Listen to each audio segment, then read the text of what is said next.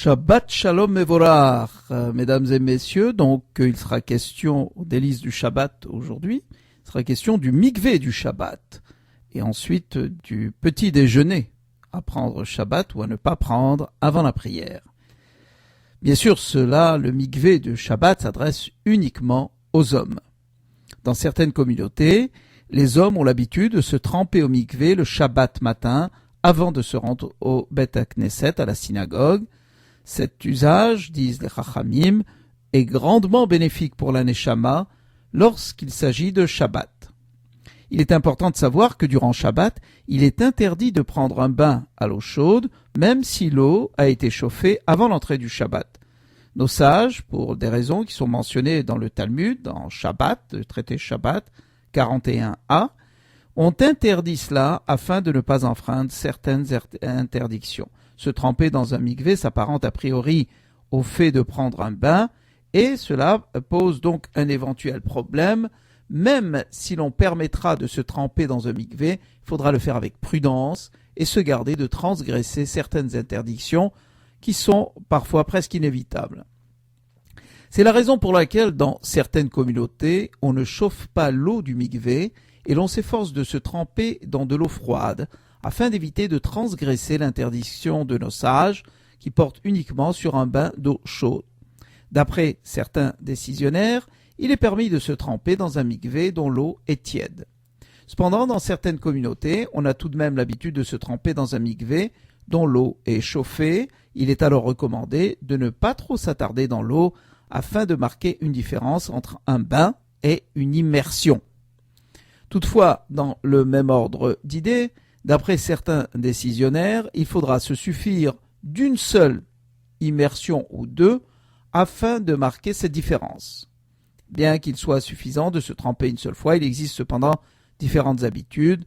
Le nombre d'immersions peut varier, on nous dit, de 1 à 310, imaginez. Donc en sortant de l'eau, en quittant les eaux du mikvé, il faut faire très attention au moment du séchage des cheveux, de la barbe et des aisselles. Il est interdit d'extraire l'eau qui est absorbée dans ces parties, que ce soit par le biais d'une serviette ou en utilisant ses mains. Cependant, il est permis de poser très délicatement une serviette sur les parties recouvertes de poils en prenant garde de ne pas appuyer trop fort. Les autres parties du corps pourront être séchées de façon habituelle. Certains de nos maîtres rapportent, au nom du Harizal, qu'il est préférable de ne pas se sécher afin que les eaux du mikvé s'imprègnent dans le corps. Donc en l'honneur du Shabbat, il faut éviter de marcher pieds nus, que ce soit au mikvé ou à la maison. Qu'en est-il de la serviette ? Eh bien, durant Shabbat, il est interdit d'étendre du linge humide qui a été lavé auparavant ou mouillé par la pluie. La raison est la suivante, c'est que nos sages ont craint qu'une personne voyant l'autre étendre du linge pense que celle-ci l'a lavé durant Shabbat. Dans la salle du mikvé, il faut éviter de parler si cela n'est pas indispensable. C'est une halakha de Shulchan Aruch au chapitre 85. Rabbi Yehuda Hassid écrivait dans l'un de ses livres que cette conduite est grandement bénéfique pour celui qui désire vivre longtemps. Il est interdit évidemment de dire shalom à son ami. Il est interdit de penser à des enseignements de Torah ou à des versets. Et en quittant le mikvé, il est bien de réciter les premiers versets figurant l'introduction au kiddush du Shabbat matin, imtashiv mi Shabbat raglecha. Maintenant, qu'en est-il de manger avant la prière ? Avant d'aller à la prière le matin, le Shabbat matin, avant la prière de Shachrit, il est interdit de consommer quoi que ce soit d'après Shulchan Aruch, page 89. Cependant, il est permis de boire de l'eau, du thé ou un café. Et si le besoin se fait sentir, il est possible d'y rajouter un peu de sucre. D'après certains décisionnaires, il est permis de consommer une petite quantité de gâteau si cela est indispensable pour pouvoir prier correctement. Il est à noter qu'avant la prière de Shachrit, l'obligation de faire le kiddush n'est pas encore en vigueur. C'est la raison pour laquelle il sera alors possible de consommer sans avoir fait à faire le kiddush. Deux raisons sont avancées pour cela. Étant donné qu'avant la prière, il est interdit de consommer quoi que ce soit l'obligation de faire le kiddush est automatiquement repoussée après la prière.